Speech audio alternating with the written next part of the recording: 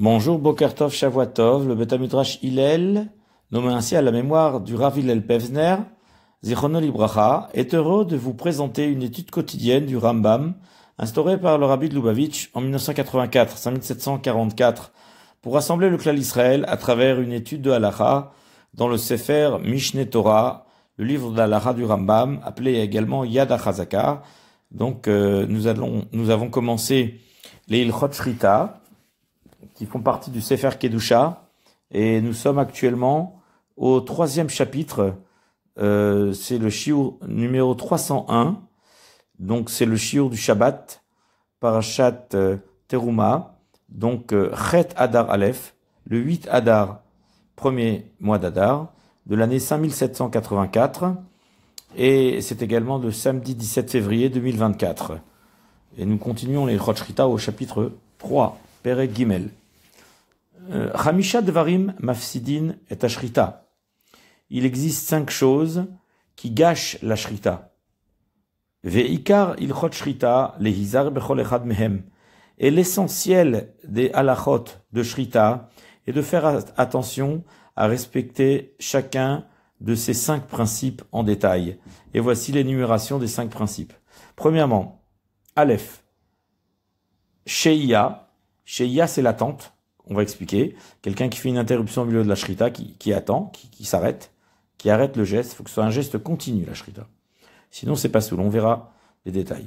Bet, derasa, écrasement des simanim, pression du couteau sur la gorge de l'animal, alors que c'est le passage effilé en douceur du couteau qui doit sectionner les simanim naturellement, grâce donc à la lame bien tranchante du couteau, et non pas avec un mouvement d'écrasement, comme je l'explique. Drassa, donc je viens d'expliquer ce que c'est. Khalada, Khalada, c'est l'enfoncement du couteau dans la gorge. Dès lors qu'on ne voit plus le couteau se perd dans la gorge, on ne sait plus où il est, alors à ce moment-là, la shrita devient psoula. Quatrièmement, agrama. Agrama, c'est la déviation du couteau, comme on l'expliquera. Et ensuite, ikur. Ikur, c'est l'arrachement des simanim. Donc on va faire passer le couteau derrière les simanim et les arracher. C'est-à-dire faire le contraire de ce qu'il faut faire. Il faut que ce soit la lame du couteau qui passe par devant et qui les sectionne naturellement et non pas qu'il les arrache. D'accord. Donc on va maintenant détailler cela dans les halachot qui suivent. Bet, sheia, l'attente. Premier des principes de la shrita. Donc je rappelle que ces 5 principes, sont halacha les Moshe Misinaï, évidemment. Dans la Torah, ils ne sont pas explicités, puisqu'on a bien explicité dans les chapitres précédents que Vezavarta Kacher Tzifra Hashem Elokera, tu feras la shrita telle que je te l'ai ordonnée. Telle que je te l'ai ordonnée, c'est quoi? C'est au Sinaï. C'est par la Torah orale. De là, nous voyons une des preuves d'ailleurs que la Torah orale est évidente, parce que à aucun endroit dans la Torah il n'est mentionné, n'est stipulé, n'est détaillé ces 5 halachot shrita qui font partie véritablement de Torah Sheba'al Peh.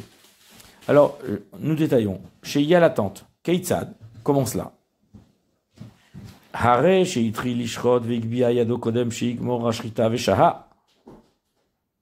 Si, bien, lui, c'est-à-dire le shochet, qui a commencé à faire la shrita, n'est-ce pas? Eh bien, n'a pas terminé son geste, et au milieu, il a levé la main avant de terminer la shrita. C'est-à-dire, la shrita n'était pas encore kshera, parce que, par exemple, il avait fait la moitié des simanim, ou moins que la moitié. Pas plus que la moitié, parce que la majorité, la bête est kshera. Donc à ce moment-là, peu importe s'il va attendre. D'accord? Alors, Kodem Sheigmor Ashrita, avant que la shrita ne soit terminée, la shrita n'était pas terminée. Donc c'est une shrita réalisée en 2 temps. N'est-ce pas? Ben Beshogeg, Ben Bemezid, bien qu'il l'ait fait Beshogeg involontairement, c'est-à-dire par inadvertance, ou bien il l'ait fait volontairement, Ben Beones, ou bien parce qu'il a eu un cas de force majeure, il a été interrompu, quelqu'un l'a appelé, et il a stoppé son geste. Vechazaru, o acher, et lui-même est revenu sur son geste, ou bien quelqu'un d'autre a continué son geste, et a terminé la sherita, alors c'est un problème, puisqu'il y a eu une interruption ici. Avant la validité de l'acte, il y a une coupure. Alors, cette shrita est psoula si il a attendu au moins le temps de dresser la bête sur ses pattes et de la coucher et de lui faire la shrita. Voilà le temps qui est exigé. D'accord? Maintenant, shrita topsula, si cette interruption a duré ce temps-là, de dresser la bête sur ses quatre pattes, puis de la coucher et de lui faire la shrita, en levant son cou, comme on l'a expliqué, alors à ce moment-là, c'est psoula. C'est pas soul. Veimsha pachot mikdeze, shrita tokshera. Et si l'interruption au milieu, la coupure, l'attente, s'est faite moins grande que cela, alors la shrita ekshera. Voilà. Suivant. Halacha Gimel. Aïta Behema Daka. S'il s'agissait d'un menu bétail, d'accord, les ovins. Shiur Sheiyata Kedeshebia Behema Daka. Le temps d'attente minimum qui invaliderait cette shrita est de faire dresser la bête sur ses quatre pattes, encore une fois, Veyarbitsena Veyeshrot, et de la coucher pour lui faire l'abattage rituel en question. Veimaïta Gassa, si c'était du gros bétail, du bovin, alors Kedeshiakbiena, c'est le temps de la lever, Veyarbitsena, et de la coucher, à nouveau, Veishrot, et de faire la shrita, c'est à peu près la même chose. D'accord? Alors, Kedeshiakbia Bemadaka, Veyarbitsena Veishrot. Ubaof, Kedeshiakbia Bemadaka, Veyarbitsena Veishrot. Et concernant les volailles, c'est le temps d'élever une bête du menu bétail et de la coucher pour lui faire la shrita. Bon, évidemment que c'est plus facile de prendre une bête du menu bétail, de la dresser sur ses quatre pattes et de la coucher et de lui faire la shrita, parce que c'est un mouton, c'est beaucoup plus facile à dresser. Une bête, un gros bétail, une vache ou un taureau, ça prend beaucoup plus de temps. Là, ce qu'on est venu nous dire à la fin de cette halakha, c'est que concernant la volaille, c'est le même temps qui est mesuré. Voilà. Continuons. Dalet. Shachat me'at vesha me'at. Vechazav veshachat me'at vesha me'at. Ad shegamar et ashrita. Alors, il dit comme ça. S'il a fait une partie de la shrita et a attendu un petit peu, c'est-à-dire, machma moins que ce temps-là, et il a continué la shrita, évidemment, la première partie de la shrita, elle était incomplète, elle était insuffisante. Elle était moins du rov simanim, n'est-ce pas? Ou bien, bidiouk la moitié. Les bidiouk la moitié, ça suffit pas. On a dit, il faut majorité des simanim. Là, il y avait moins que la moitié. La shrita n'était pas validée pour l'instant. Elle était incomplète. Et il s'est interrompu, mais pas tellement de temps. C'est-à-dire pas le temps qui est préconisé et qui peut remettre en question la shrita. Puis il a continué la shrita et a attendu un peu. Puis il a terminé la shrita. Et donc, précisément, il n'a pas attendu le temps qui avait été détaillé dans la halakha précédente, à savoir le temps de dresser la bête sur ses quatre pattes, puis de la coucher, puis de lui faire la shrita. Donc, moins que cela. À chaque fois, l'attente était moindre. N'était pas de ce temps-là qui invaliderait la shrita. Ouais. Aval keshetarshov kolzman asheyot, mais si, en additionnant tous les temps morts, tous les temps d'attente, toutes les pauses qu'il a réalisées dans ce geste de shrita, cela va nous donner la mesure préconisée qui pose problème. C'est-à-dire au total, à l'addition de tous ces temps morts, on obtiendra le moment qui poserait problème à la shrita. Alors, que sera la halakha à ce moment-là? Arezo sefek nevela. On est en présence d'un cas de safek nevela. C'est un doute si la shrita est ratée ou pas. Donc, c'est difficile de valider un tel cas et on va évidemment interdire cette bête dans le doute. Parce que c'est une question qui n'a pas été résolue dans la Gemara. Étant donné que c'est le cas, alors, halachiquement parlant, on va interdire cette bête. On va la vendre à des goïms, par exemple. On la cédera aux goïms. Nous, on ne peut pas la récupérer pour la donner à des juifs. Vechen, de même, Imsha kedeshiak bi ena, verbitsena, ou kdeshi ishrot, kemo miaout asimani bilvad. Si il a attendu le temps de la soulever et de la coucher afin de lui faire la shrita de la minorité des simanim, c'est pas une shrita kshera. Évidemment, ça fait un peu moins de temps parce que le couteau n'a pas eu le temps encore de sectionner la majorité des simanim, mais seulement leur minorité, et pas une shrita complète, comme la halakha l'exigerait. Alors c'est un doute. Lo kedeshi ishrot ashrita gmura, a raison c'est fait que nevela de même. C'est un doute si cet animal est nevela, puisque le temps d'attente n'est pas, je dirais, le temps normal ou qui pose un problème, parce que pour faire une shrita kshera, il faut un peu plus de temps qu'une shrita incomplète. Donc sectionner la majorité des simanim, ça prendra quelques secondes de plus que de sectionner la minorité des simanim ou la moitié des simanim. Donc ce temps-là qui est exigé, c'est un temps qui est très précis.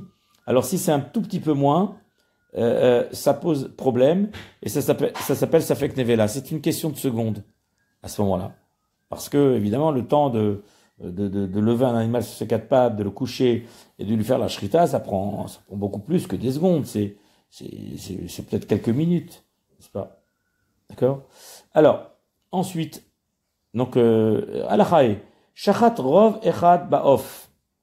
S'il a sectionné, la majorité d'un siman pour la volaille, Orov Shnaim Ba'Behema, ou la majorité des deux pour une Behema, ce qui veut dire que la Behema est kshera. La shrita est tout à fait validée. C'est une shrita en bonne et due forme.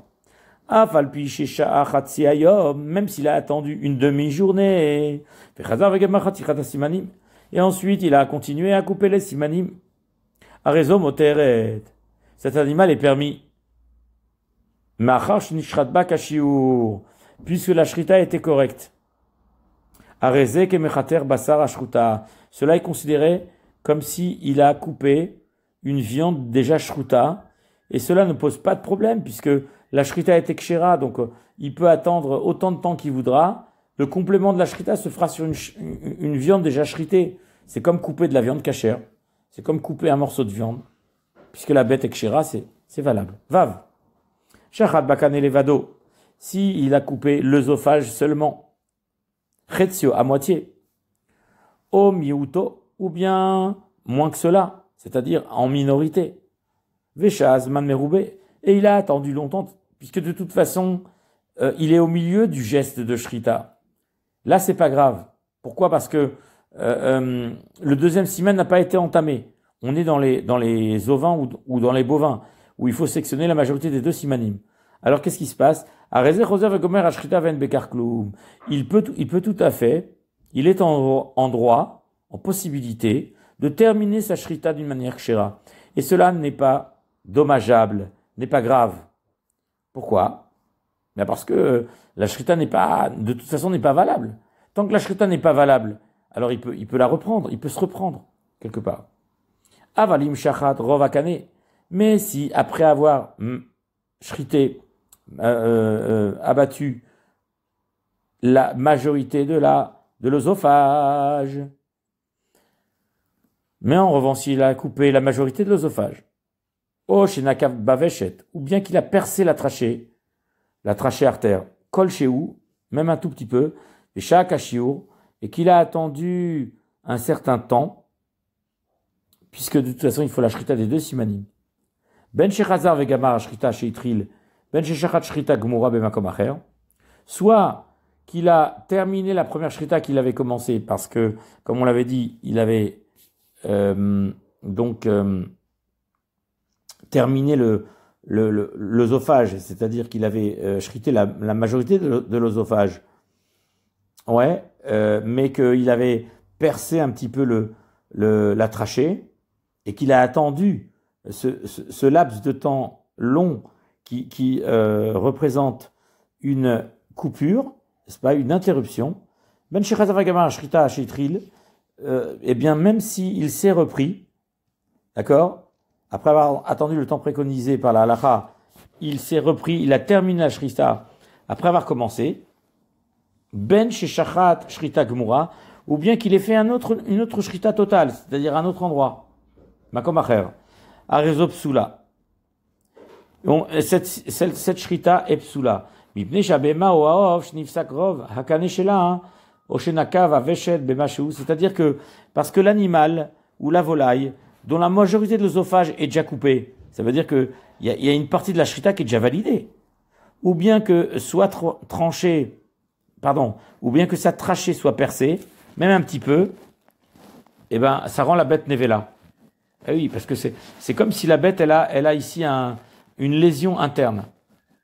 Parce que le geste de la shrita n'est pas complet, puisque pour un animal, il faut que la majorité de la trachée la majorité de l'œsophage et la majorité de la trachée soit coupée. Là maintenant, il y a la majorité de l'œsophage, certes, mais il y a une interruption énorme.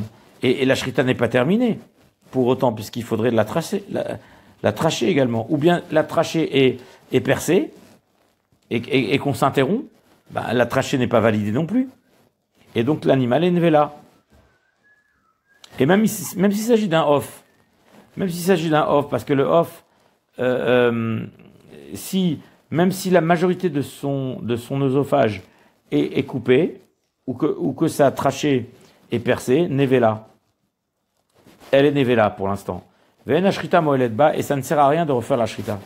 Ce n'est plus utile de réitérer le geste complet de shrita, comme nous aurons l'occasion de l'expliquer plus tard, vers la Chachabet Rav Gimel, dans la continuité de ce Perek. Donc, à la Chazaïn, continuité et conséquence de ce qu'on vient d'expliquer concernant les volailles. D'ici, il t'apparaît clairement qu'il n'est pas question d'interrompre le geste de sectionnement, de shrita, de l'œsophage. Pourquoi? Concernant la volaille, du tout.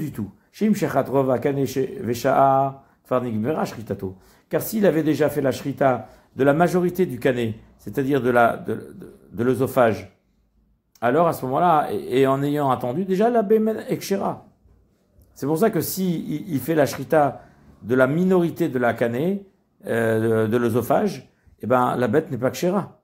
Et donc ça pose un problème, un problème de nevela. Kvarnig mera shritato. Mais ayant déjà réalisé la majorité de du sectionnement, de l'œsophage, la shrita est tout à fait validée. Donc maintenant, même s'il s'interrompt, il peut reprendre, ça va rien changer, ça va rien compléter. Que chez Chazar vegamar bechater basarou. Car s'il coupe encore une fois après cela, c'est comme s'il coupait de la chair, de la viande, et donc ça n'a pas d'impact. La béma est kshera, c'est comme si, une fois que j'ai coupé la shrita, j'ai pas le droit de couper la viande en morceaux, bien sûr que si.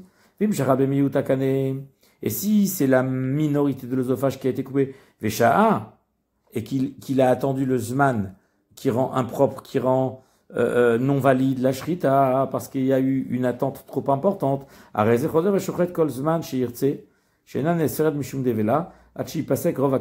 car pour l'instant, la bête n'est pas considérée comme invalide. Pourquoi? Parce que l'invalidité d'une bête, c'est-à-dire par rapport au ilchot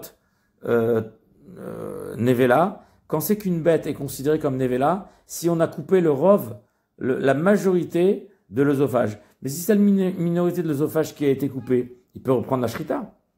Elle n'est pas nevela pour autant. Ça peut être qu'elle s'est coupée une partie de l'œsophage, et la bête pour l'instant est encore kshera, comme on l'avait dit ça. On avait dit que l'œsophage c'est comme des cerceaux, des anneaux qui se collent l'un à l'autre. Donc en fait, il peut reprendre la shrita à l'endroit où c'est interrompu. C'est ça. Ou à l'endroit où c'était coupé. Il y avait une entaille quelque part, et il va reprendre la shrita à cet endroit. On avait parlé de ça précédemment. Mais par contre, si la bête a été donc sectionnée majoritairement au niveau de l'œsophage, cela est considéré comme une invalidité, comme quelque chose qui va invalider sa shrita. Alachachet, shachataof, s'il a fait la shrita d'une volaille, et shabo, et il a attendu un certain temps, veno yodea, il ne sait pas imnikav, Aveshet Olonikav. Si peut-être qu'il a perforé, il a troué le Veshet, c'est-à-dire la trachée, ça rend trèfle, ça rend Nevela. Ça invalide la Shrita, de perforer la trachée. Olonikev, il ne sait pas s'il a perforé la trachée ou qu'il ne l'a pas, mais il refait une Shrita.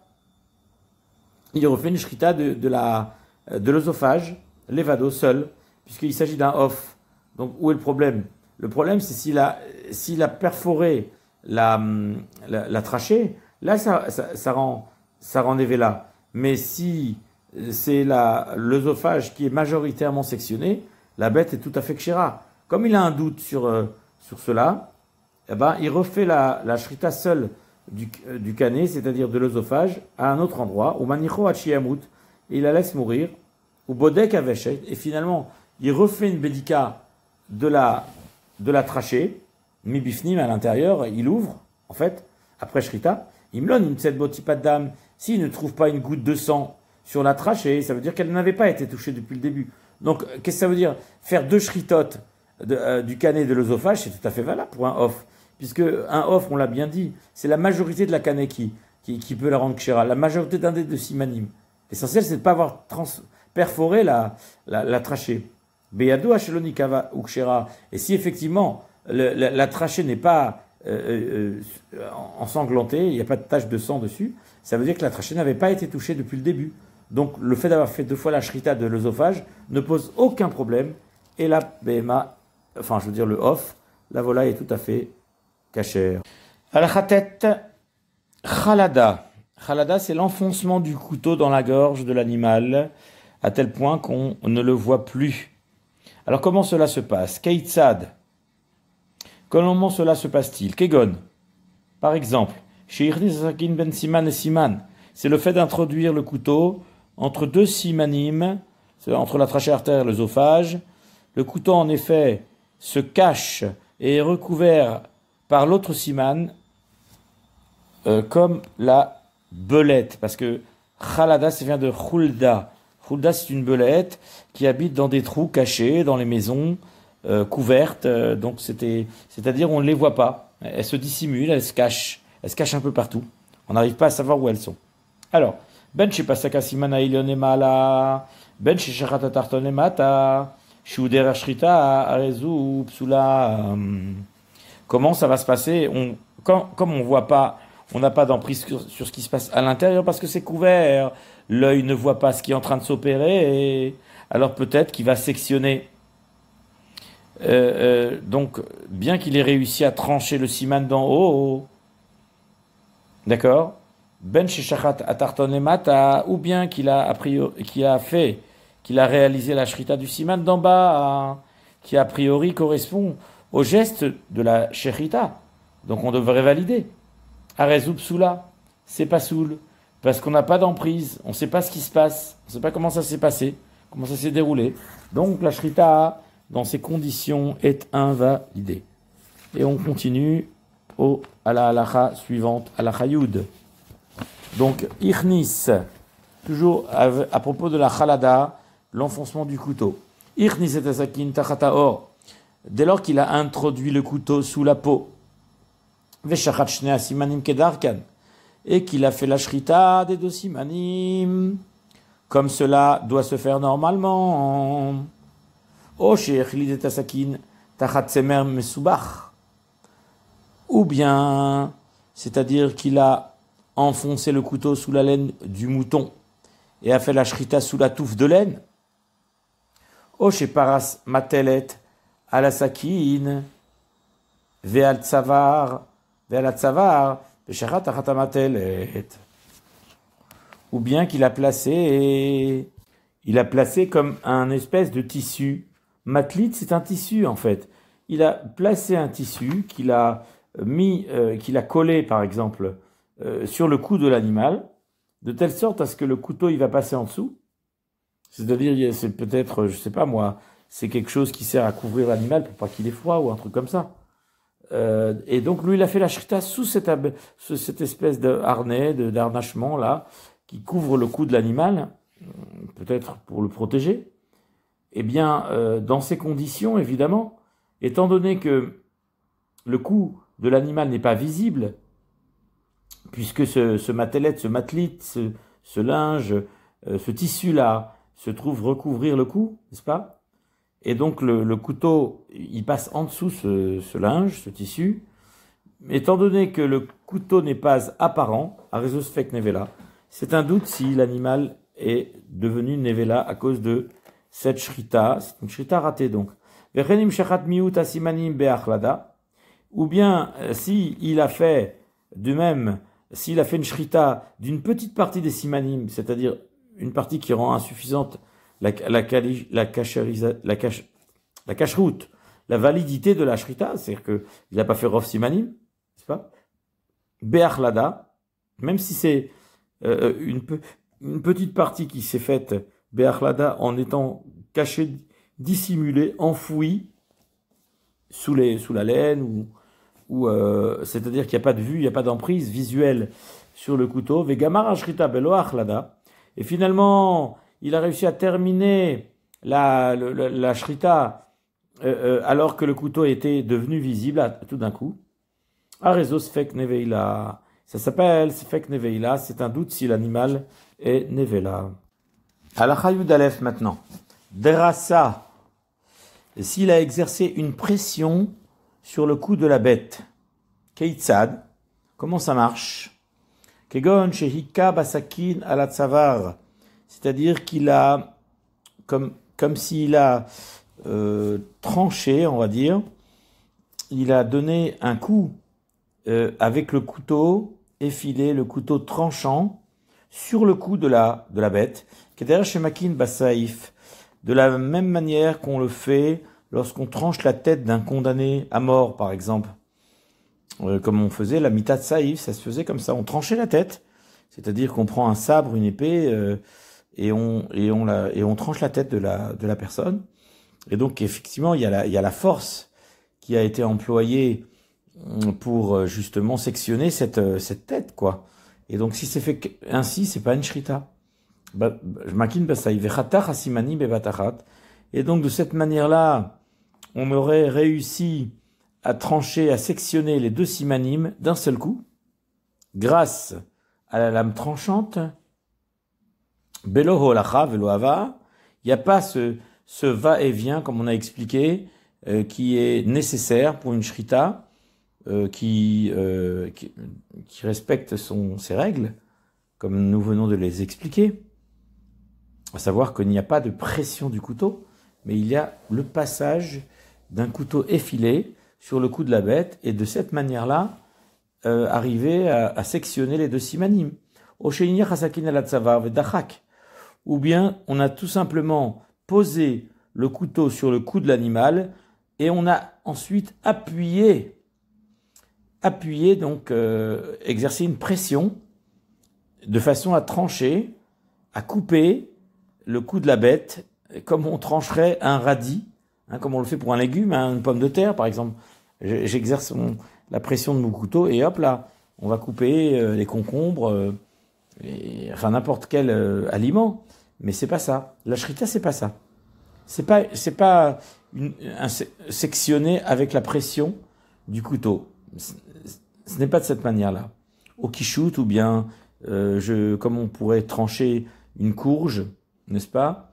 Au shechata hasimanim. Et de cette manière-là, il a réussi à trancher les simanim. Pour autant, la bête est psoula. C'est une des règles essentielles de la shrita qui s'appelle drassa, c'est-à-dire la pression exercée sur le couteau. 12. Agrama, déviation. Déviation, ça veut dire que le couteau est arrivé sur une zone qu'il est interdit de sectionner pour la shrita. C'est une zone qui n'est plus valable pour la shrita. Comment on va l'expliquer maintenant? Alors, Keitzad, comment ça? Celui qui fait la shrita de l'œsophage au niveau du larynx, c'est-à-dire à l'extrême limite en haut, comme on l'avait expliqué précédemment au premier chapitre ou au deuxième chapitre. Et donc, qu'est-ce qu'il a fait? Bemakom, chez Eino Raoui Shrita, il a commencé à un endroit au larynx, tout en haut, où la shrita n'est pas valable.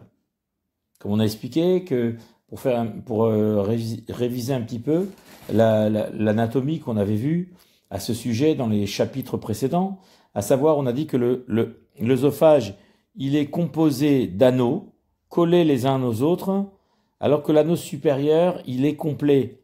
C'est-à-dire, il est refermé comme avec une espèce de chair, de bouchon comme ça, de bouchon qui se termine en pointe et recouvert, et qui s'appelle aussi le chapeau, appelé shipui kova.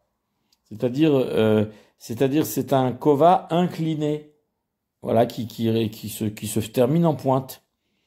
Et donc, de cette partie-là, de ce shipui kova, de cette fermeture, en quelque sorte, de l'œsophage, hein, qui s'apparente au larynx, et ben, sur cette partie-là, c'est de là que sort la voix de la bête. À la fin de cette partie, eh bien,